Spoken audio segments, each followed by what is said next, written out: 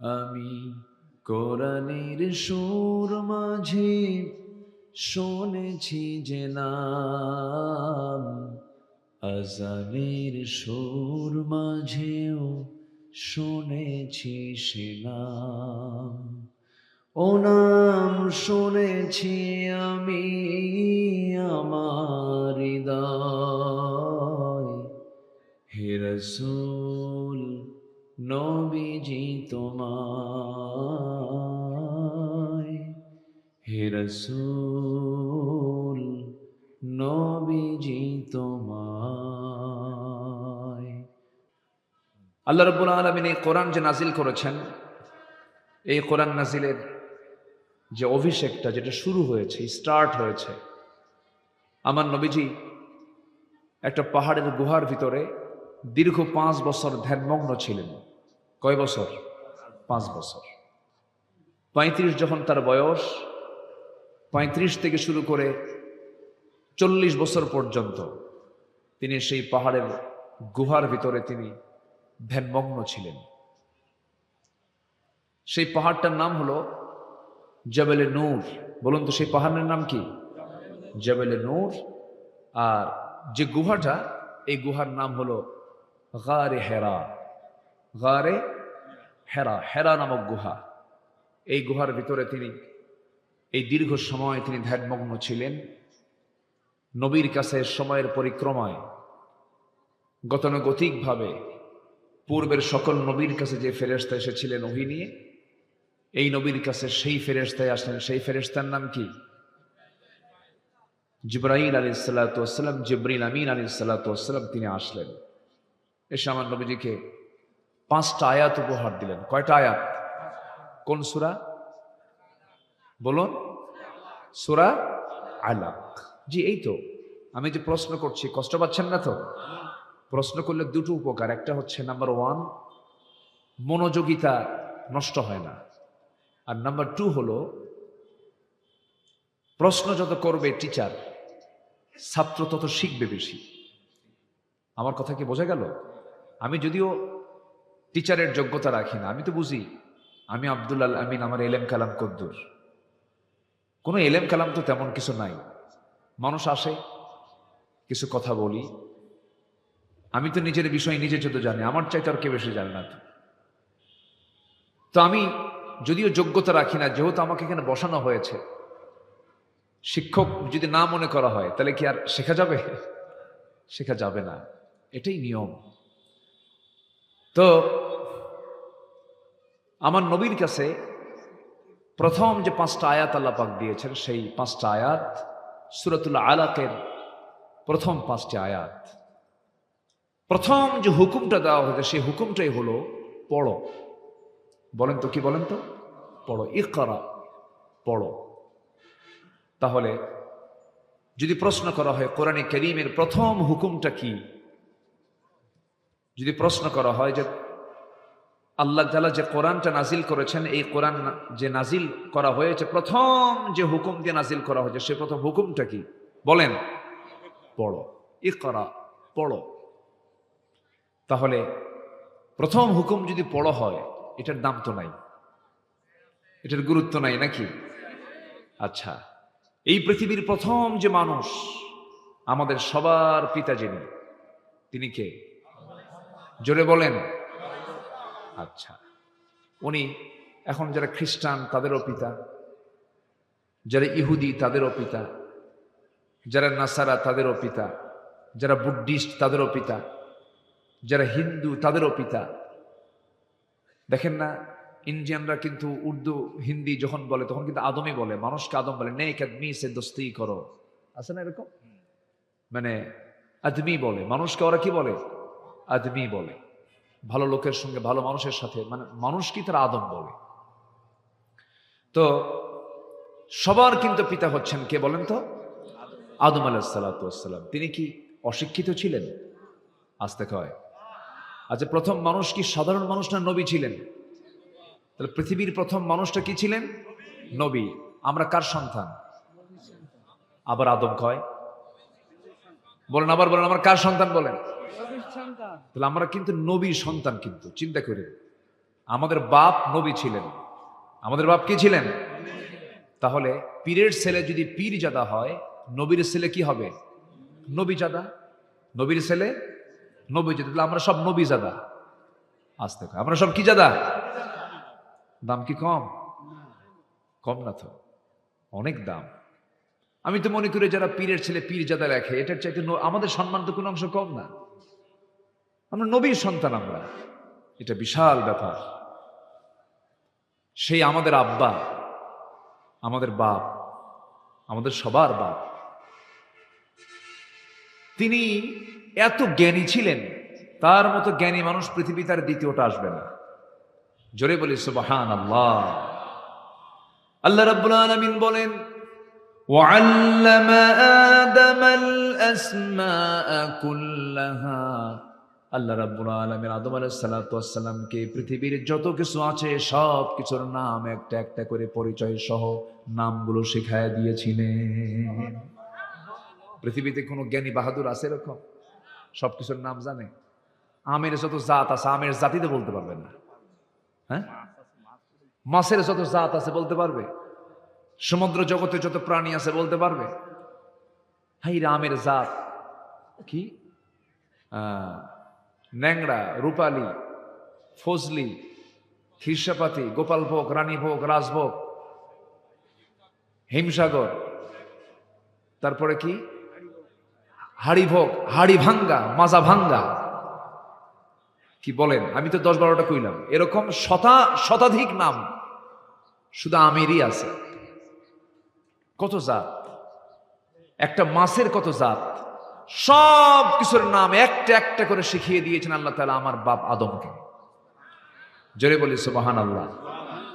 মানুষ নাকি, এখনকার মানুষ নাকি খুব জ্ঞানী। হ্যাঁ, বলে না যে আধুনিক দুনিয়া খুব জ্ঞানী মানুষ। কে কইছে? Old is gold, old is gold. পুরাতনটাই স্বর্ণ, আগেরটাই হলো স্বর্ণ, আগেরটাই হচ্ছে স্বর্ণালী। আগের মতো কখনো পরেরটা হয় না। আগে যেটা সেটাই ভালো থাকে। আলহামদুলিল্লাহ বলেন। জোরে বলি আলহামদুলিল্লাহ। আদম আলাইহিস সালাম প্রচন্ড মেধাবী লোক ছিলেন। আল্লাহ পাক তাকে বানায়া জান্নাতে একা রাখলেন। একা ভাল লাগলো না। উনি বলেন, আল্লাহ আমি একা থাকতে পারবো না, আমার একটা হেল্পার দাও, জীবন সঙ্গে দিয়ে দাও। সাথে কাকে দেওয়া হলো? উনি আমাদের কি হন? মা হন। এই দুইজনই তো, এই দুজন থেকেই আল্লাহ পাক গোটা পৃথিবীতে মানুষ ছড়িয়ে দিলেন। এই দুইজন থাকলেন জান্নাতের ভেতরে। জান্নাতের মধ্যে থাকার সঙ্গে সঙ্গে আল্লাহ রাব্বুল আলামিন একটা নির্দেশনা দিয়ে দিলেন, ফালা তাকরাবা হাযিহিশ শাজারা, ওই নিষিদ্ধ গাছের দিকে যাবা না, ওই এরিয়াতে যাবা না। কিন্তু ইবলিস এমন দুষ্টামি শুরু করে দিল। ইবলিস করলো কি, সরাসরি জান্নাতের মধ্যে ঢুকে ফাওয়াসওয়াসা লাহুমা, দুজনকে ওয়াসওয়াসা দিয়ে তাদের দুজনকে ওই নিষিদ্ধ এরিয়াতে ঢুকায়া দিল। শয়তান তো কেশবপুর চেনে না, আসতে কয় কেশবপুর চেনে, শয়তান জান্নাতও চেনে। চিন্তা করা যায়, আমি তো মাঝে মাঝে চিন্তা করি, আল্লাহ তুমি শয়তানকে এত পাওয়ার দিছো, জান্নাতের মধ্যে ঢুকে আমাদের আব্বা আদমকে, তার মা, আমার মাকে সহ ফাযাল্লাহুমা শাইতান, একদম পদস্খলন ঘটায় দিছে। জান্নাতের পোশাক খুলে গেছে, আর থাকতে পারতেছেন না। আল্লাহ বলেন, আজম ভালোই ছিলা, কিন্তু উপায় তো নাই, ওয়াসওয়াসা দিয়ে তোমারে তো সরাইয়া দিল। তুমি এখন দুনিয়াতে যাও, আমার পক্ষ থেকে হেদায়েতের কিতাব চলে যাবে, এটাকে যে মানবে তার কোনো ভয় নাই। জোরে বলি সুবহানাল্লাহ। ওই যে আসলেন তারা দুজন। তাহলে এই পৃথিবীর প্রথম বাসিন্দা কয়জন? বলেন কয়জন বাসিন্দা? দুজন বাসিন্দা। প্রথম দোয়া তারা করেছেন, একটা দোয়া করেছেন। ওরে মাশাআল্লাহ, আর কেউ আসেন না, মানুষ ওইদিকে চায় থাকে, বুঝলেন? হ্যাঁ, প্রথম বাসিন্দা দুজন পৃথিবীতে এসে একটা দোয়া করেছিলেন। সে দোয়াটা আমরা সবাই পারি, কিন্তু এটা দিলটা খুলে আমার সঙ্গে সবাই আওয়াজ দিয়ে দিয়ে বলবেন, এটা আমাদের সবার নিজেদের দোয়া। সবাই বলুন, রব্বানা যালামনা আনফুসানা ওয়া ইল্লাম তাগফির লানা ওয়া তারহামনা লানাকুনান্না মিনাল খাসিরিন। দুজন দুনিয়াতে পড়ে এই দোয়াটা করলেন, আল্লাহ নফসের উপরে জুলুম করেছি, মাফ করে দাও। তুমি যদি না মাফ করো ক্ষতিগ্রস্ত হয়ে যাব। আল্লাহ শয়তান তো ওয়াসওয়াসা দিয়েছিল, শয়তান যদি আমার বাপকে মা দুজনকে যদি ওয়াসওয়াসা দেয়, শয়তান মনে হয় আমাদের ওয়াসওয়াসা দেওয়ার জন্য নাই। আসতে বলবেন না, আছে না নাই? আচ্ছা, লেগে আছে। এখানেও নাই? এখানে আছে না নাই? এখানেও আছে। ও খুব সিরিয়াস জিনিস। ثم لآتينهم من بين أيديهم ومن خلفهم وعن أيمانهم وعن شمائلهم ولا تجد أكثرهم شاكرين। ডানে বামে সামনে পেছন থেকে সব দিক থেকে অ্যাটাক করে শয়তান। তো আমি মূল বিষয়টার দিকে যাচ্ছি। আমার নবীর কাছে প্রথম যে ওহীটা নাজিল হলো, কয়টা আয়াত বলেন তো? 5টা আয়াত। এই 5টা আয়াত যখন রাসূলকে উপহার দেওয়া হলো, বলা হলো যারা পারেন ঠোঁট মিলিয়ে বলুন, ইকরা বিসমি রাব্বিকাল্লাযী খালাক খালাকাল ইনসানা মিন আলাক ইকরা ওয়া রাব্বুকাল আকরামুল্লাযী আল্লামা বিল কলম আল্লামাল ইনসানা মা লাম ইয়ালাম। জোরে বলুন আল্লাহু আকবার। নবী হ্যাঁ, আপনি পড়ুন সেই মহান রবের নামে যিনি আপনাকে সৃষ্টি করেছেন, যিনি মানুষকে সৃষ্টি করেছেন আলাক থেকে। কিসে থেকে বলেন? আলাক। সূরার নাম কি? আলাক। আলাক শব্দটা হলো একটা সায়েন্সের ভাষা, এটা বিজ্ঞানের ভাষা। এটা এমব্রায়োলজির উপরে আল্লাহ পাক প্রথম তথ্য দিয়েছেন। প্রথম 5টা আয়াতের মধ্যে আল্লাহ পাক সায়েন্স ঢুকায় দিয়েছেন। ভ্রণ তথ্য নিয়ে আল্লাহ পাক কথা বলেছেন। ভ্রণ তথ্য, মানব বিকাশ কেমন হলো, এই বিষয় নিয়ে আল্লাহ পাক আগে কথা বলেছেন। তাহলে এখন বলুন তো, কোরআন কি শুধু ধর্মীয় কিতাব? না, গবেষণার কিতাব এটা। একটু পরে আসতেছি আমি। আলাকটা কি? আল্লাহ পাক মানুষকে যে আলাক থেকে সৃষ্টি করেছেন, আলাকা শব্দটা কি? এটা ঝুলন্ত। এটা কি বলেন তো? ঝুলন্ত, জোকের মতো দেখা যায়। কিসের মতো? জোকের মতো দেখা যায়। জোকের মতো ঝুলন্ত কোন একটা জিনিসকে বোঝাই হলো আলাক। এটা নিয়ে আজকেও গবেষণা চলছে, শতাব্দীর পর শতাব্দী গবেষণা চলছে। গবেষণা হতেই থাকবে, কিন্তু মূল রহস্য একমাত্র কার জানা? আসতে বলবেন না, কার জানা? গোটা ওয়ার্ল্ড ফেমাস একজন ভ্রণতত্ত্ববিদ ডাক্তার কেইট মুর, উনি জানতেন না, আলাক শব্দের সাথে তার পরিচিতি ছিল না। ওনার সামনে যখন বলা হলো যে কোরআনে আলাক দিয়ে বোঝানো হয়েছে কোনো কাদার পিণ্ড অথবা জোকের মতো দেখা যায় এমন একটা জিনিসের ঝুলন্ত রূপটাকে আলাক বলা হয়, উনি অবাক হয়ে গেলেন। উনি এটাকে মাইক্রোস্কোপিক গবেষণায় নিয়ে গেলেন। অণুবীক্ষণ যন্ত্র দিয়ে দেখেন কোরআন যে তথ্য দিয়েছে হুবহু মিলে গেছে। একটু আসতে বলে সুবহানাল্লাহ। কোরআন যা বলেছে হুবহু মিলে গেছে। বিজ্ঞান ভুল করতে পারে, কিন্তু কোরআন কখনো ভুল করতে পারে না। যাচাই হবে বিজ্ঞান দিয়ে কোরআন, না কোরআন দিয়ে বিজ্ঞান? কোরআন দিয়ে বিজ্ঞান যাচাই হবে। কারণ কোরআন তিনি নাজিল করেছেন যিনি এই সূর্য বানিয়েছেন, যিনি আকাশ বানিয়েছেন। আল্লাহু আকবার বলেন। সম্মানিত ভাইয়েরা, আমি চিন্তা করতেছি কি বিষয়ে কথা বলা যায়। আমরা দুনিয়াতে যে কোনো জায়গায় বসলে পরে যদি কোনো বন্ধু বলে, বন্ধু জানো এই ব্যবসায় না খুব লাভ, তখন আগ্রহ কমে না বাড়ে? আসতে কয় কি কমে না বাড়ে? এই যে ব্যবসায়ী মানুষ, বোঝেন না, মানে একটা ব্যবসার কথা বললে কিন্তু হঠাৎ করে মরা মানুষ কি হয়? হ্যাঁ, তাজা হয় না? তুমি কি জানো ভাই, এই নতুন একটা ব্যবসা পাইছে, জানো এই করলে ব্যাপক লাভ। দেখবেন যে সব মনোযোগ সাইডা, মানে সব দিকের চিন্তা স্যার এই দিকে মনোযোগ দিছে। তো ব্যবসার দিকে মানুষের একটা আকর্ষণ আছে।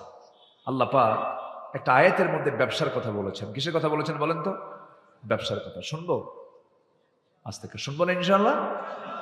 কার পরামর্শ এটা? আল্লাহ। আল্লাহ বলছেন 3টা কাজ করো, 3টা কাজ করলে তোমাদের ব্যবসায় কোনো লস হবে না। ভাই ব্যবসায় লস আছে না? আছে কিনা? লাভও আছে, লসও আছে, মাঝে মাঝে পুঁজিও থাকে না। এরকম হয় না? মানে পুঁজিও শেষ, লাভ তো নাই, পুঁজিও নাই।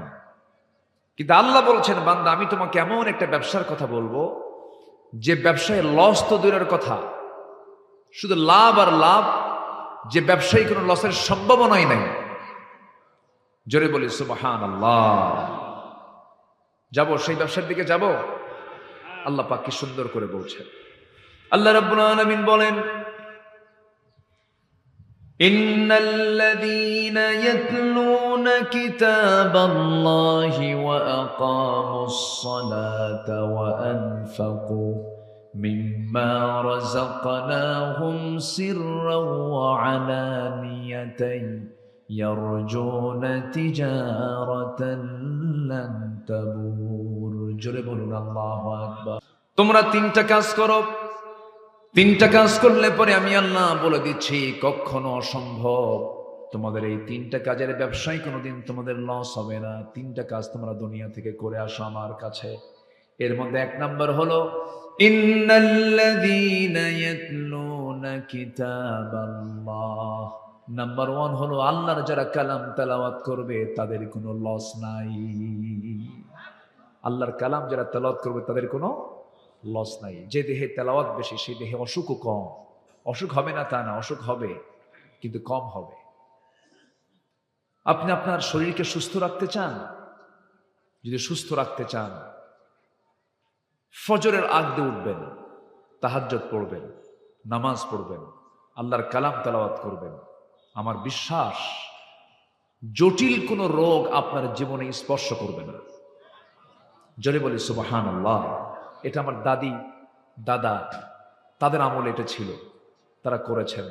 আমার দাদিকে নিজের চোখে দেখেছি আমি। আমার দাদির 85 বছর বয়স, চোখে চশমা লাগে নাই। চোখে চশমা লাগেনি কেন? তারা সকালের শিশির ভেজা, ওই ঘাসের উপরে যে শিশিরগুলো পড়ে, ওই শিশির ভেজা সকালে তারা ঘুরেছেন। আর ওই শিশির যখন কোনো বান্দার চোখে লাগে, চোখ নষ্ট হয় না। জোরে বলে সুবহানাল্লাহ।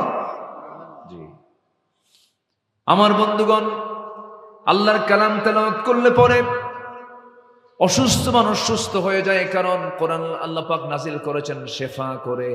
ওয়ানুনাজ্জিলু মিনাল কুরআনি মা হুয়া শিফাউন ওয়া রাহমাহ। কোরআন নাজিল করেছি তোমাদের জন্য শেফা করে, রহমত করে নাজিল করেছি। যে বান্দার জীবনে কোরআন তেলাওয়াত আছে তার জীবনে রহমত আছে, তার জীবনে আরোগ্য আছে। আর যে ব্যক্তি কোরআনের মতো কিতাবটাকে তেলাওয়াত করতে পারে নাই, তার জীবনে কোনো সুস্থতা নাই, সে কোনোদিন সুস্থ থাকতে পারবে না। আল্লাহর কালাম যেই দেহের মধ্যে আছে সেই দেহের মধ্যে বড় ধরনের কোনো রোগ বাসা বাঁধতে পারে না। জোরে বলি সুবহানাল্লাহ। আমরা কোরআন শুনবো বেশি বেশি, গান শুনবো কম। গান শুনবে?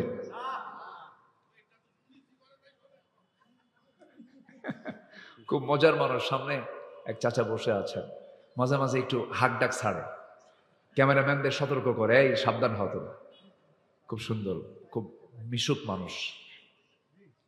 যে যেটা শোনা জায়েজ নাই সেটা অল্পও জায়েজ নাই, বেশিটাও জায়েজ নাই।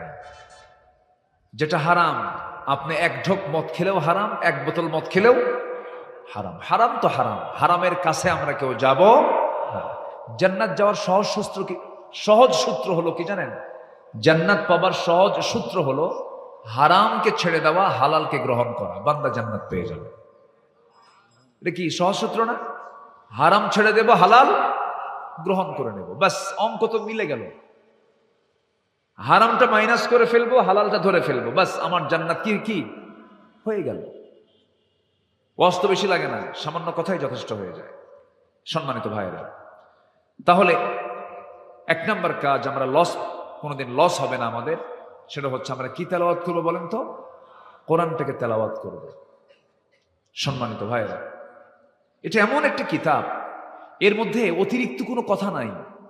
এর চাইতে আকারে বড়, বাক্যের দিক থেকে বড় বহু বই পৃথিবীতে আছে। আকারে বড় অনেক বড় বই আছে, পাণ্ডুলিপি আছে।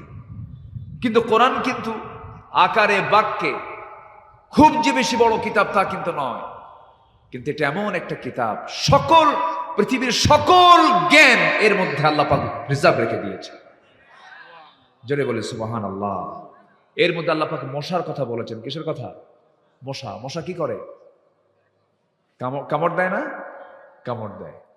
আচ্ছা, মশা কি মানে আল্লাহ তাআলা এই মশার কথা যখন বললেন কোরআনে, তখন কাফেররা বলল, তোমার আল্লাহর কাম নাই কাজ নাই, কোরআনের মতো একটা কিতাবের মধ্যে আবার মশার কথা বলা লাগে? এই কথা বলে ফেল। কাফেরদের তো দোষ ধরার কোনো আগাগোড়া নাই, ওরা তো সবকিছু দিয়ে দোষ ধরতে শুরু। আল্লাহ পাক মশার একটা উদাহরণ কোরআনে কারীমের মধ্যে দিয়েছেন, এই জন্য তারা বলল। আল্লাহ রাব্বুল আলামিন বলেন, ইন্নাল্লাহা লা ইস্তাহি আন ইয়াদরিবা মাসালাম মা বাউদাতান ফামা ফাওকাহা ফাআম্মাল্লাযীনা আমানু ফায়া'লামুনা আন্নাহুল হাক্কু মির রাব্বিহিম وَأَمَّا الَّذِينَ كَفَرُوا فَيَقُولُونَ مَاذَا أَرَادَ اللَّهُ بِهَذَا مَثَلًا يُضِلُّ بِهِ كَثِيرًا وَيَهْدِي بِهِ كَثِيرًا وَمَا يُضِلُّ بِهِ إِلَّا الْفَاسِقِينَ জোরে বলুন আল্লাহু আকবার। আল্লাহ রাব্বুল আলামিন মশা অথবা তদূর্ধ্ব কোনো বস্তুকে উপমা দিতে, এক্সাম্পল দিতে লজ্জাবোধ করেন না। আর কাফেররা বলে, তোমার রব এই মশার উদাহরণ দিয়ে কি ফায়দা হয়েছে, এই জায়গায় কি লাভ এখানে? আল্লাহ বলছেন, এই সমস্ত উদাহরণের জন্য রয়েছে যারা ইমানদার তারা হেদায়েত প্রাপ্ত হয়ে যায়, আর কিছু যারা বেঈমান তারা আরো পথভ্রষ্ট হয়ে যায়। আমার বন্ধুগণ, মশার কথা কেন বলেছেন দেখেন। আমরা এই জাগতিক জীবনে আমরা লক্ষ্য করি, আমরা বাজারে মশারি কিনতে যাই, মশারি টাঙায় কে? মশা না মানুষ? এটা কি কোন সরির মধ্যে দিয়ে গেছে এটা?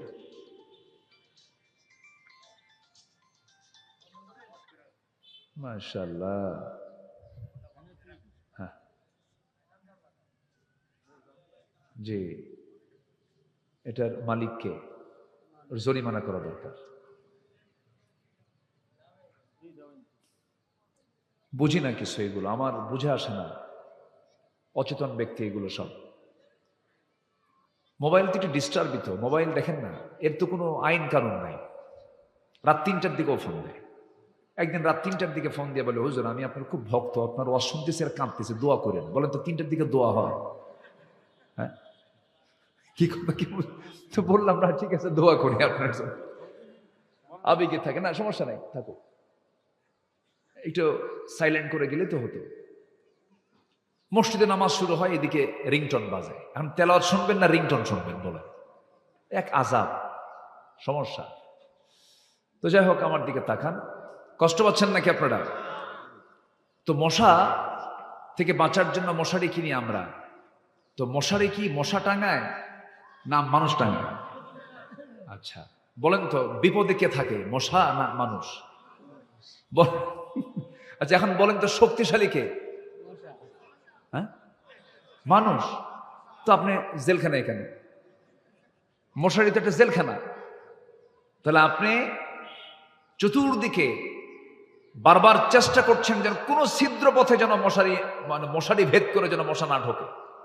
আমাকে বাঁচতেই হবে, কারণ ওর একটা কামড় ডেঙ্গু হয়ে যাবে পঙ্গু। কি ঠিক আছে না? ডেঙ্গু হয়ে যাবে পঙ্গু, চিকনগুনিয়া মারাত্মক অবস্থা, মশার কামড় খাওয়াই যাবে না। তাহলে আপনি মশারি টাঙ্গালেন মশার কামড় থেকে বাঁচার জন্য। তাহলে এখন বলুন তো, শক্তিশালী কে, মানুষ না মশা? দেখাই তো যাচ্ছে তাই, কারণ ও তো আর মশারি টাঙ্গায় না, টাঙ্গাই তো আমরাই মশা, আমরাই মশারি টাঙ্গাই। আমার বন্ধুগণ, এই মশা যত খাবে বেশি, যে মশা যত বেশি রক্ত খাবে তার হায়াত তত বেশি বাড়বে না কমবে। যে মশা একটু কম খাবে তার হায়াতটা একটু বেশি থাকবে, আর যে মশা বেহিসাবি খাবে তার হায়াত তত কমে যাবে। এই বিগত 16 বছর যারা ক্ষমতার মসনদে ছিলেন, তারা কম খাইছে না বেশি খাইছে? আস্তে কয়, কম খাইছে না বেশি খাইছে? পাজামার ফিতা খুলে খাইছে, পাজামার ফিতা খুলে খাইছে। হিসাব করেন, বেশি খাইছে তো একদম মামু বাড়ি দিল্লি গিয়ে পড়ছে। আসতে কন কেন, জোরে কন ঠিক কিনা? বেশি খাইলে কি মরা, কি হায়াত বাড়ে না হায়াত কমে? মরে কি দেরি করে না তাড়াতাড়ি মরে? এখনো যারা আছেন দেশে এটা ভাবেন, সাদাবাজি করেন না, লুটপাট করেন না। বেশি খাইলে কিন্তু দিল্লি যাওয়া লাগে, বেশি খাইলে কিন্তু চোরের মতো বাড়াতে হয়। শিক্ষা নিন, হারামের কিন্তু কোনো আরাম নাই, মজা পাবেন না, লাভ হবে না। দেশের শীর্ষস্থানীয় ধনী সালমান এফ রহমান, কি চেনেন না? মুখে কত সুন্দর সাদা দাড়ি, সুন্নতি দাড়ি, সেই দাড়িটা কেমনে কাটলো সে?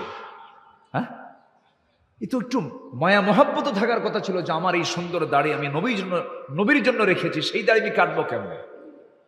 সে কি নবীর জন্য দাড়ি রাখছে? নবীর মহাব্বতে দাড়ি রাখছে? ওটা রাখছে হলো অভিনয় করার জন্য। অভিনয়, ওটা কিসের দাড়ি বলেন? অভিনয়। কেউ মুসল্লি হয়ে মসজিদে যায় আর কেউ মুসল্লি সাজে। কি মুসল্লি? কেউ অরিজিনাল মুসল্লি, আবার কেউ কি মুসল্লি সাজে, ভান ধরে। লাভটা হলো কি? দাড়িও কাটলো, মাথার চুলও কালো করলো, পাঞ্জাবি খুলে গেঞ্জি পরলো, পাজামা খুলে লুঙ্গি পরলো, নৌকায় চললো, কাম হলো না। পুলিশ যে সেখানে আইনমন্ত্রীকে দইরা কয়, স্যার সিনসি থানায় চলেন। আইনমন্ত্রী কা, বাবা আমি কি একা আসছি? আমি তো জামাতের সাথে আসছি। কিসের সাথে আসছি? হ্যাঁ, কে? কেউ ওই যে বসে আছে দেখো, কেউ মাথার চুল কালো দেখা যায়, লোকটা চেনা যায় না, তো লুঙ্গি পড়া কে? ওটা কি মাঝি না কে? না, ওটাই দরবেশ। শেষ পর্যন্ত লাভটা হলো কি? বেশি খাইছে কি? বেশি খাওয়ার ফলাফল কি? বাঁচা না মরা? তাহলে মশা থেকে শিক্ষা আছে না নাই? আছে, মশা থেকে শিক্ষা আছে। কি উদাহরণ আল্লাহ পাক দিয়েছেন? মশা। নাম্বার 1, বেশি খায় তাড়াতাড়ি মরে মশা। নাম্বার 2 হলো এই মশাটা এমন একটা প্রাণীর নাম, আল্লাহ রাব্বুল আলামিন এই প্রাণীর নামে উদাহরণ দিয়েছেন। অবশ্যই কিছু কারণ আছে, অবশ্যই কিছু কারণ আছে। এই মশা যখন কামড়ায় মানুষকে, পুরুষ মশা কামড়ায় না মহিলা মশা কামড়ায়? বলেন, পুরুষ মশা না মহিলা মশা? খালি মহিলা বলা যাবে না তো, মহিলা কামড়ায় তাহলে তো মুশকিল, বাড়িতে যা থাকবেন কেমনে? আমরা কামড়াই, এই নিয়ে তো মারামারি শুরু হয়ে যাবে। মহিলা মশা বলতে হবে, মহিলা মহিলা বললে তো কাম সারা আবার। হ্যাঁ, মহিলা মশা, হ্যাঁ মহিলা মশা। জি, বউ দেখে ভয় লাগে না আপনাদের? এই বউকে ভয় করেন না আপনারা? এই যে ভয় করে, দেখছেন চাচা বেশি ভয় করে। ভয় তারাই করে না যাদের বউ নাই। বউ যার আছে, বউকে ভয় করে না, এরকম কোন লোক দুনিয়াতে নাই। বউকে ভয় করতেই হয়। তুমি কত বড় হুজুর আমার জানা আছে, থাও বসো এখানে। কি ধমক মারে না? ধমক মারে না?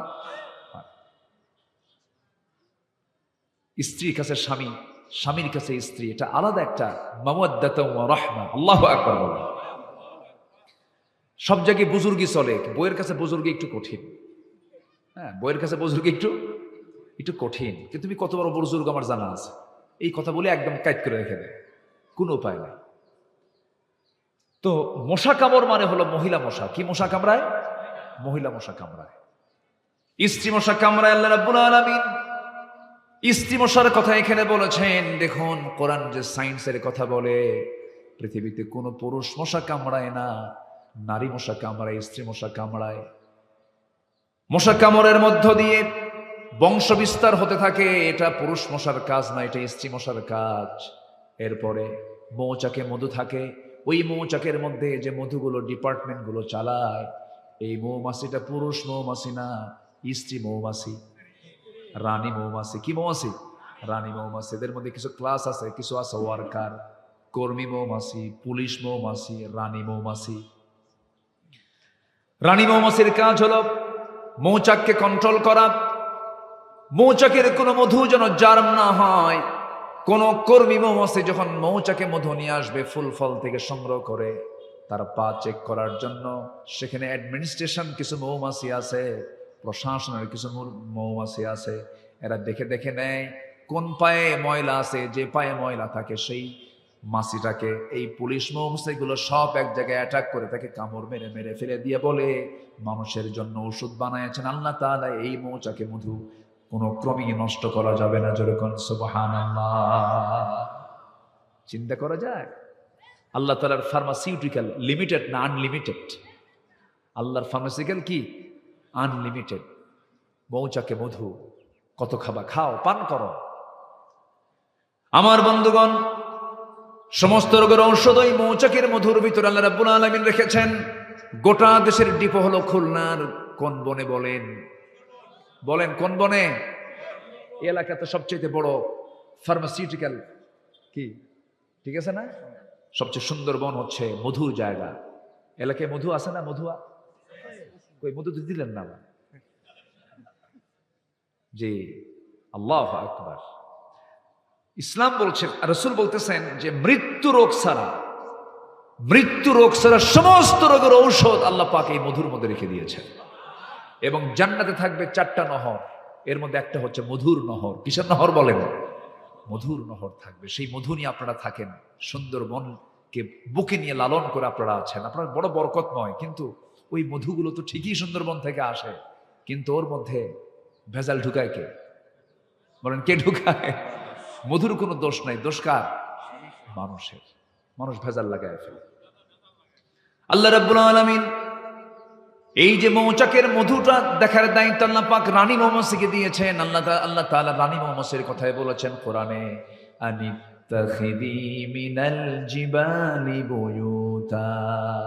আনিত্তাখিদি, এখানে যারা আলেম উলামা আছেন এটা মুয়ান্নাসের সিগা। আনিত্তাখিদুনা, আনিত্তাখিদি মিনাল জিবালি বুয়ুতা। হে রানী মৌমাছি, তোমরা পাহাড়ের ধারে, পাহাড়ের নিচে, গাছের ডালে বাসা বানাও, মৌচাক বানাও, মধু প্রস্তুত করো। ফিহি শিফাউল লিন্নাস, আমি এর মধ্যে মানুষের সমস্ত রোগের ঔষধ রেখে দিয়েছি। কিছুই লাগতো না। এখন তো হসপিটাল বেশি হয়ে গেছে, রোগী বেশি হয়ে গেছে, ডাক্তার বেশি হয়ে গেছে, কিচ্ছুই লাগতো না। মানুষ যদি ইসলামকে মেনে চলতো, ইসলাম মেনে চলা মানে সে সুস্থ থাকা। বলি আলহামদুলিল্লাহ। আমরা তো মানি না। তাহলে স্ত্রী মশা কামড়ায়, রানী মৌমাছি মৌচাকের বাসা প্রস্তুত করে। এই কথাগুলো কোরআনে ১,৫০০ বছর আগে কে বলে দিয়েছেন? আল্লাহ বলে দিয়েছেন। আমার বন্ধুগণ, নাম্বার 3 হলো মশাকে তুচ্ছ ভাবার কোনো সুযোগ নাই।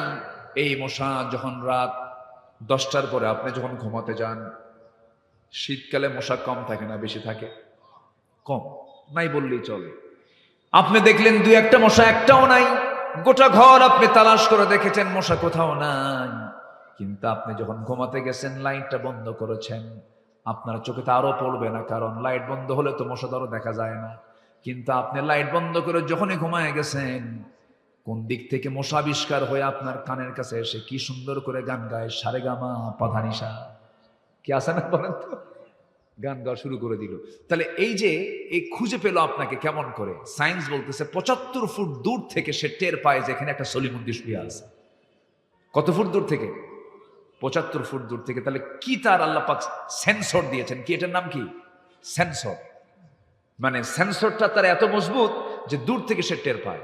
এবং সে যখন ওই কোন স্কিনে সে যখন হুল ফোটাতে নেয়, প্রথমে সে ওইটুকু অংশ আগে অবশ করে। কি করে? এটাকে পরিভাষায় কি বলে? যে মেডিকেল যারা ডাক্তার, অবসর আরেকটা পরিভাষা আছে। আচ্ছা যাই হোক, আমার মেমোরিতে এখন মানে কাজ করছে না। তো ওইটুকু অংশ করে কি অবশ বানায় ফেলে। অবশ বানায়া বলে সলিমুদ্দি তুই টের পাবি, তোর বাবও টের পাবে না। এরপর হুল ফুটায়া ওর প্রয়োজন মাফিক রক্তটা সে শোষণ করে নেয়। আল্লাহু আকবার বলবেন না? জোরে বলি আল্লাহু আকবার। তাহলে দেখেন, এই অবশ করার জন্য ওই মশার ওই হুলের আগায় এই ওষুধটা কে দিয়েছেন? আসতে বলো না, কে দিয়েছেন? আল্লাহ দিয়ে দিয়েছেন। আমার বন্ধুগণ, ওই যে মশা আপনার কানের কাছে এসে ভন ভন করে আওয়াজ করতেছে, এটা কিন্তু তার গানের কোনো আওয়াজ নয়। এটা তার দুই পাখার আওয়াজ।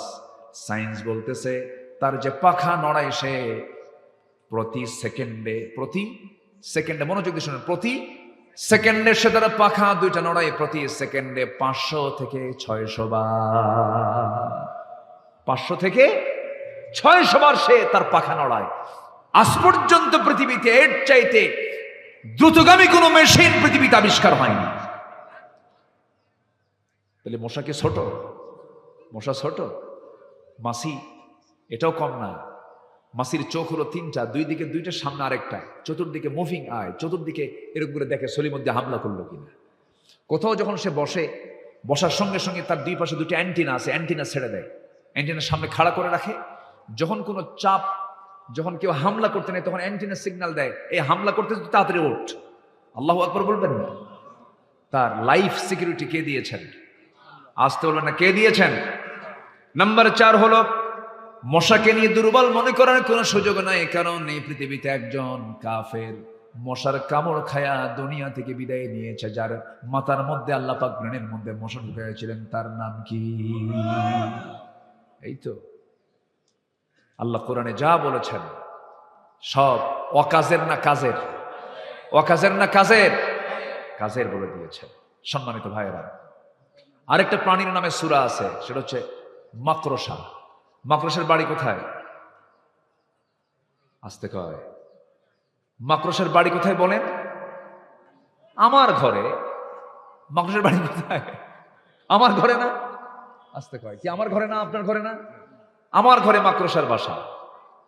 সে বাসাটা সে বানায়, বানাতেও সময় লাগে না, শেষ হতেও সময় লাগে না, শুধুমাত্র একটা ফু মারা দরকার। ফু মারলে কি মাকড়সার বাসা শেষ হয়ে গেল। কিন্তু আপনি কি দেখেছেন সে মাকড়সা যখন সে বাসাটা বানায়, যদি অল্প সময়ে বানায়, কিন্তু এত সুন্দর করে তার রেখা, এত সুন্দর তার ডিজাইন, এত সুন্দর ডিজাইনের এই জ্ঞান ওই ছোট্ট মাথার মধ্যে কে দিল?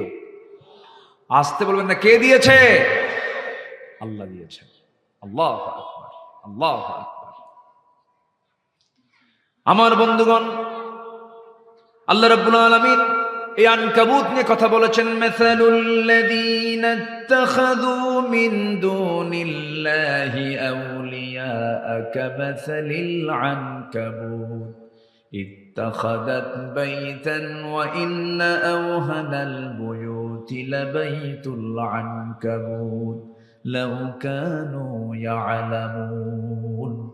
আল্লাহকে ছাড়া যারা অন্য কাউকে যারা মুরব্বী মনে করবে, গার্ডিয়ান মনে করবে, প্রকৃত অভিভাবক মনে করবে, যারা অন্য কাউকে বন্ধু বানাবে, ওলি বানাবে, তাদের দৃষ্টান্ত হলো, আল্লাহ পাক বলছেন তাদের উপমা হলো, তাদের দৃষ্টান্ত হলো মাকড়সা। কি? মাকড়সা। কেমন করে দেখেন, সায়েন্স আজকে জরিপ করেছে, একটু কানটা আমরা একটু খাড়া করব, মনোযোগ দিয়ে শুনবো। মাকড়সাকে নিয়ে সম্প্রতি জুওলজি ডিপার্টমেন্ট গবেষণা করে দেখেছে, প্রাণীবিদ্যা যারা প্রাণী নিয়ে যারা গবেষণা করেন, জুওলজি বলছে বিশ্বে হাজার হাজার প্রজাতির মাকড়সা রয়েছে। কিছু কিছু প্রজাতি প্রজননের পর তার স্বামীকে হত্যা করে ফেলে। কেমন করে দেখেন, ইন্টারকোর্স যখন হয়ে গেল, পুরুষ মাকড়সা এবং স্ত্রী মাকড়সার যখন যৌন মিলন হয়ে যায়, যৌন মিলন হয়ে যাওয়ার পরে এই মাকড়সার মধ্যে কিছু কিছু আছে ব্ল্যাক উইডো, রেড ব্যাক মাকড়সা, এরকম বিভিন্ন মাকড়সা আছে, বিভিন্ন প্রকারের বিভিন্ন প্রজাতির মাকড়সা আছে। আমার এলাকার এখানকার টিকটিকি আর ঢাকার টিকটিকি দেখতে কিন্তু একটু ভিন্ন রকম। কি? ছোট সাইজ, বড় সাইজ আছে না? মানে সব হলো গুসাপের মানে বংশধর, ঠিক আছে না? একরকম দেখা যায় না? প্রায় একরকম দেখা যায়।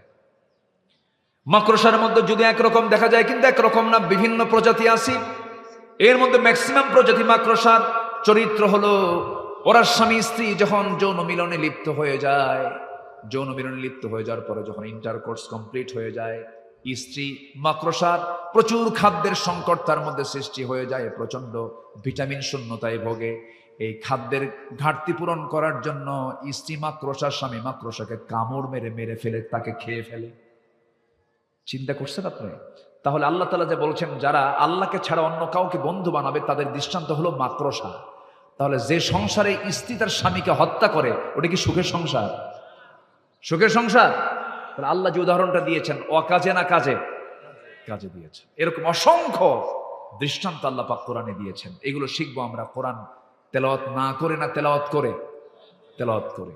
এক নাম্বার কাজ হলো আমরা কোরআন তেলাওয়াত করব। জোরে বলি ইনশাআল্লাহ, আর জোরে বলি ইনশাআল্লাহ। আমার বন্ধুগণ, আল্লাহ রাব্বুল আলামিন এই কিতাবটা দিয়েছেন তেলাওয়াত করার জন্য। তেলাওয়াত করলে পরে লাভ হয়ে যাবে, তেলাওয়াত করবেন না আপনি ঠকে যাবেন। আমার বন্ধুগণ, এই তেলাওয়াতটা না শিখলে পরে, তেলাওয়াতটা না শুনলে পরে ওমর তো আজকে জান্নাতি হতে পারতেন না। ওমরে ফারুক রাসূলের কাছে আগে কি ইসলাম কবুলের জন্য গেছেন না মারার জন্য গেছেন? সবাই ইতিহাস জানেন কি ইসলাম কবুলের জন্য গিয়েছেন? আবু জাহেল বলতেছে, কে আছো? মুহাম্মদ বিন আব্দুল্লাহর কল্লা নিয়ে আসবা। কেউ সাহস পায়নি। সাইয়েদনা ওমর ফারুক গিয়ে বলছেন, আমি আনবো, আমি তাকে হত্যা করবো। বাপ দাদার ধর্মে সে চুলকানি মেরেছে।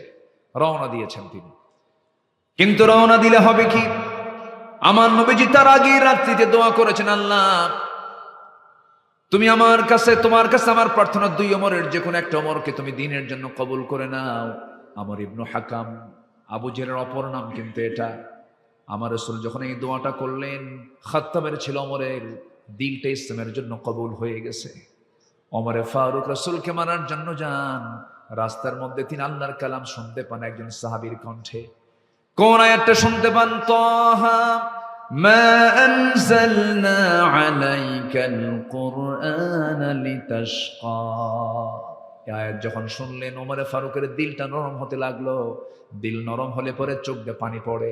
দিল নরমের লক্ষণ হলো চোখ দিয়ে পানি পড়া। যার দিলটা নরম তার চোখ দিয়ে পানি পড়ে, আর যার দিলটা পাষাণ তার চোখে পানি আসে না। এই জন্য আমরা দিলটা কঠোর বানাবো না নরম বানাবো।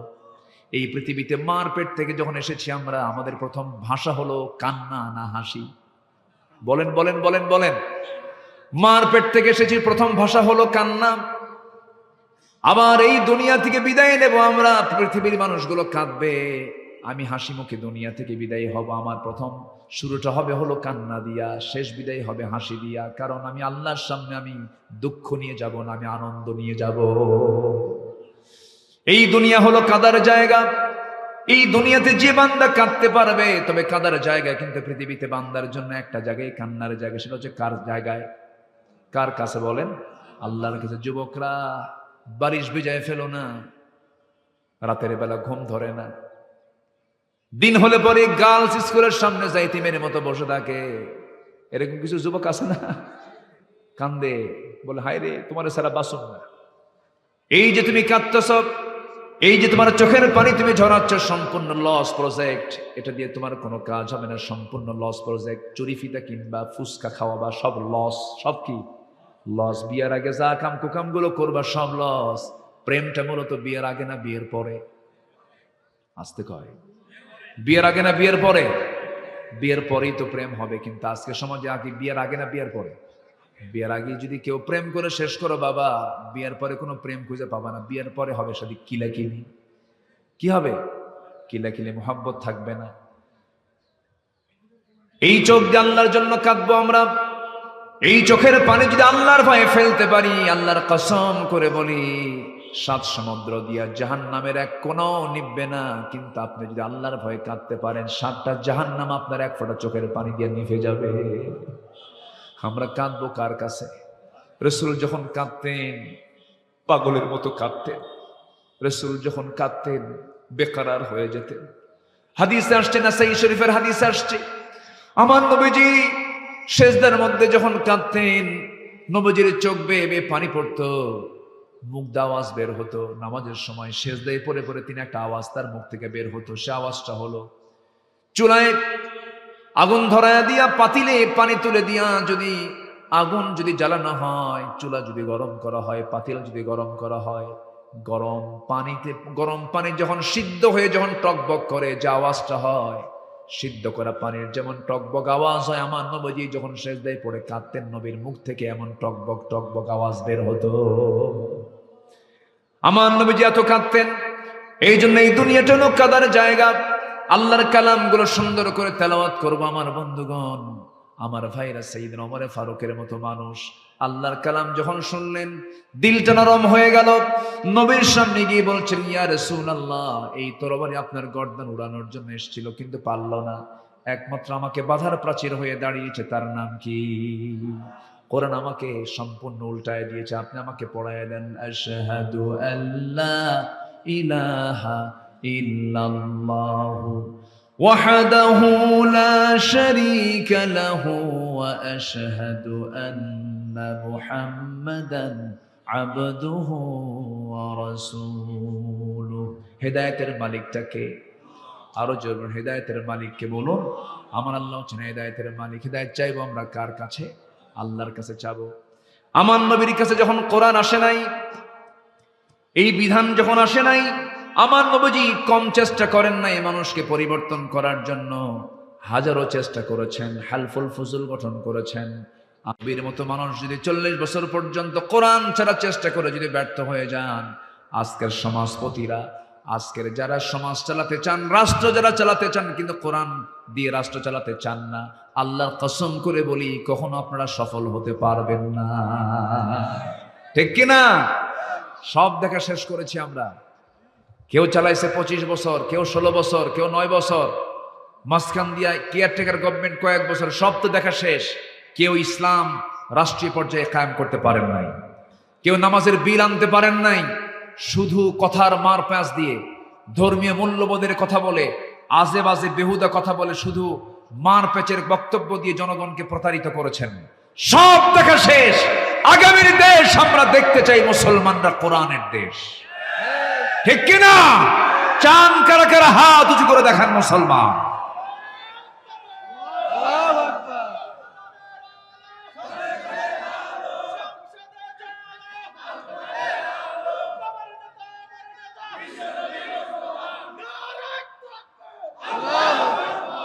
আল্লাহ কবুল করুন। জোরে বলে আমিন, আরো জোরে আমিন। আমি তো ভাবছিলাম প্রথমে লোকজন কই, কিন্তু আপনারা যে এরকম চালাক তা তো বুঝি নাই। বলি আলহামদুলিল্লাহ। এটা আমার দেশের ট্র্যাডিশন। এটা জুমার আজান হয় 12:30টায়, মুসল্লি হাজির হয় 1:29:29 এটা এই জাতির চরিত্র এটা। অথচ রাসূল বলেছেন, যদি কোনো বান্দা জুমার দিন সবার আগে মসজিদে ঢোকে, যে প্রথম ঢুকবে আল্লাহ পাক তাকে একটা উট কোরবানির সওয়াব দিয়ে দিবেন। কি কোরবানি? একটা উট কোরবানির সওয়াব দিয়ে দেন। তাহলে আজকে যিনি মাহফিলে সবার আগে আসছেন, তার সওয়াব কি কম হওয়ার কথা না বেশি হওয়ার কথা? বেশি হওয়ার কথা। এটাই স্বাভাবিক। অঙ্ক তো ওই অঙ্ক মিলাইলেই তো এই অঙ্ক মিলানো যায়। ভালো কাজে আমরা আগাবো। জোরে বলি ইনশাআল্লাহ। ভালো কাজে সবার আগে উপস্থিত হব, আর মন্দ কাজে সবার দূরে থাকবো। সবার দূরে থাকবো, ওই দিকে যাব না। সম্মানিত ভাইরা, আমি খুবই আনন্দিত আজকে এই মাদ্রাসায় আমি এসে। আমি খুব অভিভূত হয়েছে, খুব সুন্দর। বিশেষ করে আব্দুল কুদ্দুস ভাই কোথায়? আব্দুল কুদ্দুস ভাই যিনি মুহতামিম, নিচের দিকে খুব ব্যস্ত। আজকে তো ব্যস্ততার সময় মাহফিল। আমার আব্দুল কুদ্দুস ভাইয়ের যে পরিচালনার দক্ষতা, তিনি যেভাবে প্রতিষ্ঠানকে সাজাচ্ছেন, তার যে সিলেবাস, আমি আকৃষ্ট হয়ে পড়েছি। খুব ভালো। আল্লাহ তুমি মারকাজুল হুদা ইসলামী মাদ্রাসাকে তুমি আল্লাহ কবুল করো। জোরে বলি আল্লাহুম্মা আমিন। উনি চাচ্ছেন যে একটা ছাত্র যেন ইংরেজি, বাংলা, এটা তো হবেই, মানে আরবি মেইন, আরবির পাশাপাশি যেন কোনো সাবজেক্টই যেন দুর্বল না হয়। বাংলা যেমন গ্রামার ছাড়াই আমরা শিখছি, ওনার চিন্তা হলো গ্রামার ছাড়াই যেন ইংরেজিও শিখে। এরকম একটা প্ল্যান উনি নিয়েছেন হাতে। আমি তাকে নিজেও বলেছি, আপনি আমাকে ফোন দিবেন, আমি আপনাকে সহযোগিতা করব। আমি এই কথাটা বলছি যে আমি আপনার বুদ্ধি দিয়ে, বিভিন্ন পরামর্শ দিয়ে আমি আপনাকে সহযোগিতা করব। আল্লাহ তুমি এই প্রতিষ্ঠানকে তুমি আল্লাহ দ্বীনের জন্য কবুল করে নাও। এই এলাকার মার্কাজ বানায় দাও। মাদ্রাসার নামও মার্কাজ। মার্কাজ মানে হলো সেন্টার, মারকাজুল হুদা। আল্লাহ তুমি এই এলাকার দ্বীনের মার্কাজ বানায় দাও। জোরে বলি আল্লাহুম্মা আমিন। জি, সম্মানিত ভাইরা, সম্মানিত বন্ধুগণ, তাহলে কয় কাজে লস নাই বলেন তো? ব্যবসার কয় কাজে লস নাই? 3 কাজ চলতেছে। কয় নাম্বার? 1 নাম্বার। আরো আছে কয়টা? 2টা। মনোযোগ আছে তো সবার? বলি আলহামদুলিল্লাহ। জি আমার বন্ধুগণ, নাম্বার 1 আমরা শুনলাম, আল্লাহর কালাম যারা তেলাওয়াত করবে তাদের কোনো লস নাই, বরং আরেক জায়গায় বলছেন, ইন্নামাল মুমিনুনা আল্লাযীনা ইন্নামাল মুমিনুনা আল্লাযীনা ওয়া ইযা তুলিয়াত আলাইহিম আয়াতুহু যাদাতুহুম ঈমানান ওয়া আলা রাব্বিহিম ইয়াতাওয়াক্কালুন। যখন কোন বান্দার সামনে ইন্নামাল মুমিনুনা আল্লাযীনা ইযা যুকিরাল্লাহ, যখন আল্লাহর জিকির করা হয় তখন তার দিলের মধ্যে আল্লাহর ভয় জাগ্রত হয়ে যায়। যখন তার সামনে কোরআন তেলাওয়াত করা হয়, কোরআন তেলাওয়াত করার সঙ্গে সঙ্গে তার ঈমান যদি দুর্বল থাকে, ঈমানটার সঙ্গে সঙ্গে দ্রুত গতিতে তার ঈমানটা তাজা হয়ে যায়, ঈমানটা তার মজবুত হয়ে যায়। জোরে বলি সুবহানাল্লাহ। যাদাতহুম ঈমানা, ঈমানটা তার বৃদ্ধি পেয়ে যায়। জোরে বলি আল্লাহু আকবার। তাহলে ঈমান বৃদ্ধির চার্জার কি বলেন তো? ঈমান বৃদ্ধির চার্জার কি? কোরআন। কোরআন আছে বলেই তো আমরা আল্লাহকে চিনতে পেরেছি। কোরআন আছে বলেই তো আমরা আখিরাতকে বিশ্বাস করতে পেরেছি। কোরআন আছে বলেই তো আমরা রাসূলকে চিনতে পেরেছি। রাসূলকে যদি কেউ চিনতে চান, দেখতে চান, কোরআন নামক আয়নায় চোখ রাখেন, রাসূলকে এখানে সরাসরি দেখা যায়। জোরে বলি সুবহানাল্লাহ। রাসূল ছিলেন কোরআনের বাস্তব রূপ। কোরআনের বাস্তব রূপ ছিলেন, প্র্যাকটিক্যাল রূপ ছিলেন মুহাম্মদ সাল্লাল্লাহু আলাইহি ওয়াসাল্লাম। সাইয়েদনা ওমর কি ছিলেন, কি হয়ে গেলেন? আমার নবীজি যে সমাজে জন্ম নিয়েছিলেন সেই সমাজের মানুষ কি ভালো ছিল? আজ থেকে ভালো ছিল? নিজের মাকে বিয়ে করত, নাউজুবিল্লাহ বলবেন না, নিজের মাকে বিয়ে করত। মা অর্থাৎ সৎ মা, বাপ একজন মহিলাকে বিয়ে করেছেন, সন্তানের কাছে সে হলো মা। বাপ ওই মাকে তালাক দিয়েছে, পরের দিন ছেলে ওই মাকে বিয়ে করে নিয়ে বাড়িতে চলে আসছে। এত অসভ্য বর্বর একটা জাতি ছিল হলো কুরাইশরা। সে আরবের জাহেলি যুগের মানুষগুলো এত নোংরা ছিল, সামান্য কিছুকে কেন্দ্র করে যুগের পরে যুগ তারা যুদ্ধ লেগে রাখত। সুদ ছিল জাতের সবচাইতে সামাজিক বড় ব্যাধি। সুদ ছাড়া কিছু বুঝতো না ওরা। খুন ছিল নিত্য নৈমিত্তিক ব্যাপার। এরপরে ভাঙ্গা পাতিলকে কেন্দ্র করে যুগের পরে যুগ তারা যুদ্ধ লাগায় রাখত। মেয়ে সন্তান জন্ম নিল কেন? এটাই অপরাধ। বিআইয়ি যামবিন কুতিলাত মুসাওয়াদান ওয়া হুয়া কাযীম, চেহারা কালো কুসকুসে হয়ে যেত মেয়ে সন্তান হলে পরে, জীবন্ত পুঁতে হত্যা করত। এত অসভ্য একটা সমাজকে রাসূল চেঞ্জ করে আনলেন। সেখান থেকে বের করলেন সাইয়েদনা আবু বকর, ওমর, ওসমান, আলী রাদিয়াল্লাহু আনহুম। এই সমস্ত সাহাবাদেরকে তিনি নিয়ে আসলেন সেই সমাজ থেকে বের করে। কোনো জাদু মন্ত্র দিয়ে নয়। কি দিয়া? আসতে বলবেন না, কি দিয়া? সেই কোরআন দিকে আজকের সমাজ পরিবর্তন করা সম্ভব না। যারা বলেন কোরআনের সাথে রাজনীতির কোনো সম্পর্ক নাই, কোরআনের সাথে রাষ্ট্রের কোনো সম্পর্ক নাই, কোরআনের সাথে দেশ সমাজ রাষ্ট্রের কোনো সম্পর্ক নাই, রাজনীতির সম্পর্ক নাই, উনি মানসিক রোগী। আসতে কোন কেন? জি ঠিক কিনা? উনি মানসিক রোগী। হয়তো এইভাবে কথা বলেছেন, উনি হয়তো মস্তিষ্ক ওনার ওলট পালট হয়ে গেছে। যে বলবে ইসলামে রাষ্ট্রনীতি নেই, রাষ্ট্রনীতি মানে কি? রাজনীতি মানে কি? রাষ্ট্রনীতি, রাষ্ট্র নিয়ে যে কথা বলে, যে বলবে ইসলামের সাথে রাষ্ট্রের কোনো সম্পর্ক নেই, নতুন করে তার ঈমান নবায়ন করা দরকার, ঈমান আনা দরকার। এগুলো বাজে কথা। বসেন, বসে পড়ুন। না জি দেব, হ্যাঁ আপনি বসেন। ও বাড়ি চলে যাবেন?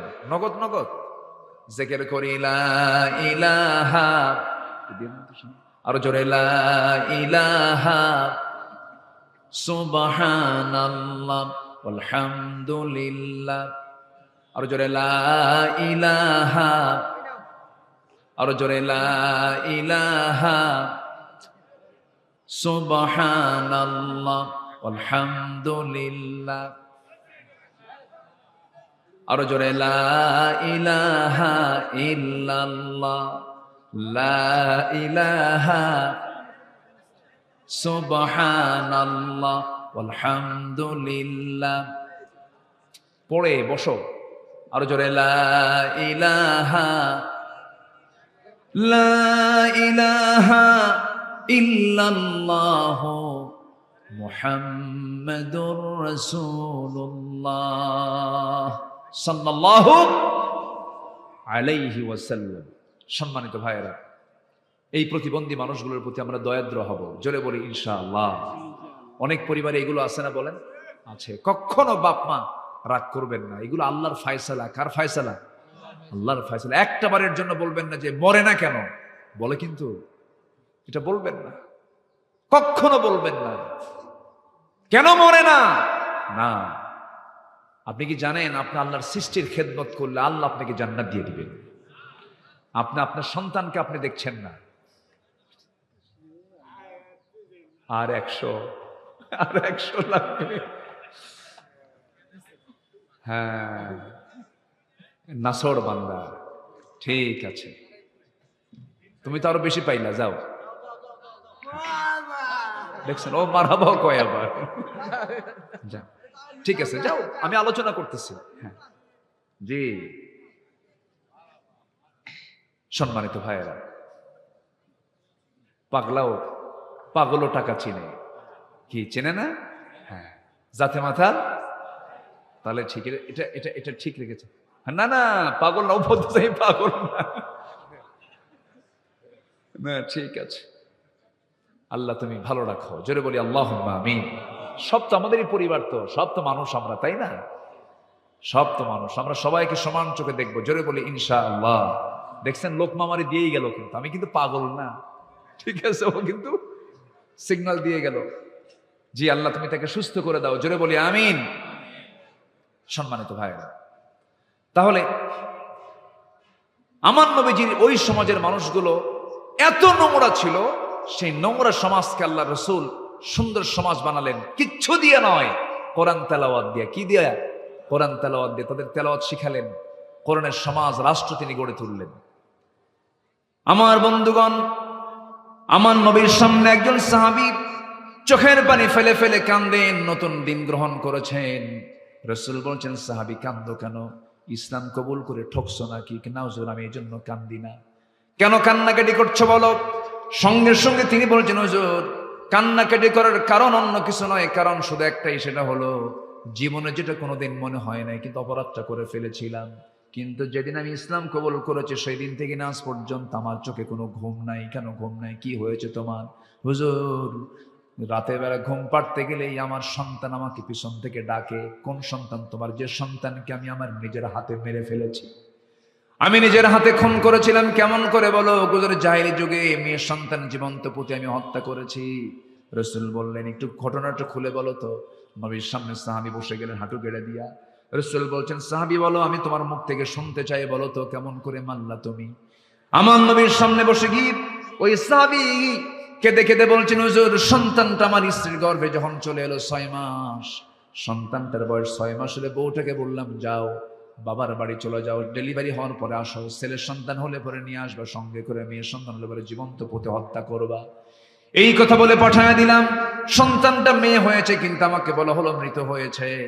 আমার চোখের আড়াল করে অন্য বাড়িতে ধীরে ধীরে বড় করে 6 বছরের মাথায় একদিন চট করে আমার সামনে সন্তানটা পড়ে গেল আমার চোখে।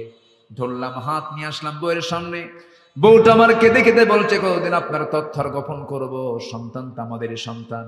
খেপে গেলাম, রেগে গেলাম, বুঝতে দিলাম না। ঠান্ডা মাথার খুনি হয়ে হুজুর সন্তানটাকে বুকের মধ্যে নিয়ে আমি আদর করা শুরু করলাম। মেয়েটা আমার দাড়ি ধরে টানে, মাথার চুল ধরে টানে, আমাকে আদর করে, সোহাগ করে, আর বলে, বাবা তুমি আমাকে এতদিন ধরে দূরে রাখছো কেন? রাত চলে গেল, সকাল যখন হয়ে গেল, মেয়েটাকে বললাম, মা তোমাকে আজকে তোমার নানির বাড়িতে নিয়ে যাব। মেয়েটা দারুণ খুশি হয়ে গেল। মার কাছে গিয়ে বলে, মা আমাকে সাজিয়ে দাও, গুছিয়ে দাও, আজকে আমার বাবা নানির বাড়িতে নিয়ে যাবে আমাকে। এই কথা বলে হুজুর মেয়েটাকে সাজগুজ করায় রওনা করলাম। নানির বাড়ির দিকে রওনা না দিয়ে জঙ্গলের দিকে রওনা করলাম। মেয়েটার মুখ শুকনা হয়ে গেছে। জঙ্গল পার হলাম, মেয়েটা শুকনা মুখ নিয়ে বলে, বাবা নানির বাড়ি না গিয়ে তুমি এই জায়গায় গর্ত খনন কেন করো? কি জন্য তুমি এখানে আমাকে নিয়ে এসেছো? কিচ্ছু বললাম না। গর্ত খনন করি, প্রচন্ড গরম। গর্ত খননের সময় কোদালের মাটি দিয়ে আমার বাড়ির মধ্যে মাটিগুলো ছিটকে এসে লাগে, আর আমার মেয়েটা ছোট্ট হাত দিয়া খিলাল করে করে সেই দাড়িতে রাখা ময়লাগুলো সাফ সাফ করে দেয়। আমার শরীর থেকে ঘাম ঝরে, মেয়েটা গামছা দিয়া ঘামগুলো মুছে মুছে দেয়, আমাকে আদর করে বলে, বাবা নানির বাড়ি কখন যাবে? কিচ্ছু বললাম না। গর্ত খনন যখন শেষ হয়ে গেল, মেয়েটাকে আস্তে করে বললাম, মা দেখো তো গর্ত খনন কেমন হয়েছে। মেয়েটাকে যখন বললাম, হুজুর আমার মেয়েটা একটা মুচকি হাসি মারলো, সরল মনে বিশ্বাস করে গর্তের কাছে একাকি চলে গেল। গর্তের কাছে গিয়ে যখন উকি মেরে দেখতে লাগলো, পিছন দিকে আমি চলে আসলাম, দুটো হাত দিয়ে আমি সজোরে এমন জোরে ধাক্কা মারলাম, এক ধাক্কায় সন্তানটা গর্তের মধ্যে পড়ে গেছে। চিত হয়ে পড়ে, উপর হয়ে পড়ে চিত হয়ে দুটো হাত এক জায়গায় করে বলছে, বাবা বুঝতে পেরেছি আমার মার কথা আজকে সত্য হয়েছে। তুমি আজকে আমাকে মেরে ফেলার জন্য নিয়ে আসছো বাবা। মেরে যদি ফেলতে চাও, মরে যদি যায় আর কি হবে বাবা, তোমার কাছে শেষবারের জন্য একটাবার প্রাণ ভিক্ষা চাই, একটাবারের জন্য বাঁচায় দাও। আমি তোমার কাছে শপথ করছি, আমৃত্যু এই চেহারা তোমার সামনে আমি কখনো দেখাবো না বাবা, আমাকে বাঁচায় দাও। দিল পরিমাণ আমার দিলটা গলল না হুজুর, সামান্য দিল গলল না। খেপে গিয়ে রেগে গিয়ে এক পর্যায়ে হাতের মধ্যে পাথর নিলাম, চক্ষু বন্ধ করে সন্তানটার কলিজা বরাবর মেরে দিলাম। ফিঙ্কি দিয়ে রক্ত বের হওয়া শুরু হলো, ভিতর থেকে বারবার বারবার করে আব্বা আব্বা বলে, আব্বা আব্বা বলে বারবার করে ডাকে। আমার দিল গলল না, পাষাণ হৃদয় নরম হলো না। আমি আমার হাতের মধ্যে পাথরগুলো নিয়ে চাপা দিলাম, মাটি চাপা দিলাম, বালু চাপা দিয়া জনমের মতো নিজের সন্তানকে নিজের হাতে খুন করে ফেললাম। আমার নবীজি এই কথাগুলো শুনে ওই সাহাবীকে বুকের সঙ্গে জড়িয়ে রেখে বলছে, ও আমার সাহাবী রে, হয়তো ভাবতেছে এই গুনাহ তোমার জীবন থেকে মাফ হবে না, কিন্তু না রে না। যখন কোনো বান্দা আল্লাহর কালাম তেলাওয়াত করে ঈমান আনে, ঈমান আনার সঙ্গে সঙ্গে তার আল্লাহ রাব্বুল আলামিন আগের জীবনের সমস্ত গুনাহগুলোকে আমার আল্লাহ মাফ করে দেন। জোরে বলি সুবহানাল্লাহ। সেই অসভ্য সমাজ কি সভ্য সমাজে রূপ দিলেন, বাস্তবতায় নিয়ে আসলেন। এই যে সুন্দর সোনালী সমাজ গড়ে তোলেন, একমাত্র কারণ হলো সেই সমাজে চালু করে দিয়েছিলেন কি? বলেন কি চালু করেছিলেন? শিক্ষায় কোরআন, সমাজে কোরআন, রাষ্ট্রে কোরআন, বিচারে কোরআন, প্রত্যেকটা জায়গায় কোরআন দিয়ে যখন রাসূল চালু করেছেন সমাজ ব্যবস্থা, সব জান্নাতের টুকরা হয়ে গেছে। জোরে বলি আল্লাহু আকবার। আমরা কি চাই না এই কোরআনের সঙ্গে আমরা সম্পর্ক রাখবো? রাখবো, সবাই সম্পর্ক রাখবো। জোরে বলি ইনশাআল্লাহ। কোরআন হোক আমাদের জীবন চলার পথ, এক জায়গায় না সব জায়গায়, এক জায়গায় না সব জায়গায়। আল্লাহ রাব্বুল আলামিন কবুল করুন। সন্তান নিজে আলেম হতে পারেন নাই, মাদ্রাসায় দিয়ে দিবেন, চোখ বন্ধ করে হাফেজ হবে। আপনার সন্তান যদি হাফেজ হয়, পৃথিবীর সবচাইতে বড় ডিগ্রি হচ্ছে হাফেজ হওয়া। আমি আমার ভাষায় বলছি, আমি যতটুকু ভাঙ্গাচোরা গবেষণা করেছি, যেই নাগরিক হাফেজ হতে পেরেছে আমার দেশে, আমি তো মনে করি তাদেরকে ক্রিকেটারের চেয়ে বড় পুরস্কার দেওয়া দরকার। একটা ক্রিকেটারের পেছনে কোটি কোটি টাকা খরচ করে গভর্নমেন্ট, আর একটা হাফেজ, আমার দেশে মানসম্পন্ন হাফেজ সব। আমার দেশের হাফেজের তেলাওয়াত শুনে মক্কার ইমামরা কান্দে। মক্কার ইমামরা কি কান্দে, এত সুন্দর তেলাওয়াত। সেই হাফেজদের মূল্যায়ন কিন্তু নাই। হাফেজদের কিন্তু সেই মানে যে গুরুত্ব, এটা কিন্তু সমাজে আমাদের মধ্যে খুবই কম। এখানে মাদ্রাসা করা হয়েছে, মাদ্রাসার জন্য 3টা দোয়া আমি চাই, 3টা কাজ আমি চাই। নাম্বার 1, দোয়া করবেন। কি করবেন? জোরে বলেন কি করবেন? দোয়া। নাম্বার 2 হচ্ছে নিজের সন্তানকে মাদ্রাসায় দিবেন। সন্তান মাদ্রাসায় দিয়ে গর্ব করবেন, নিজেকে ভাববেন যে আমি একজন গর্বিত পিতা, আমি আমার সন্তানকে দ্বীনি শিক্ষা, ইসলাম শিক্ষা শেখাচ্ছি। আল্লাহু আকবার বলেন। গর্ব করবেন, এটা গর্ব আপনার, এটা আপনার প্রাউড যে আপনি হাফেজের বাপ হতে পেরেছেন, গর্বিত পিতা আপনি। আল্লাহু আকবার বলেন।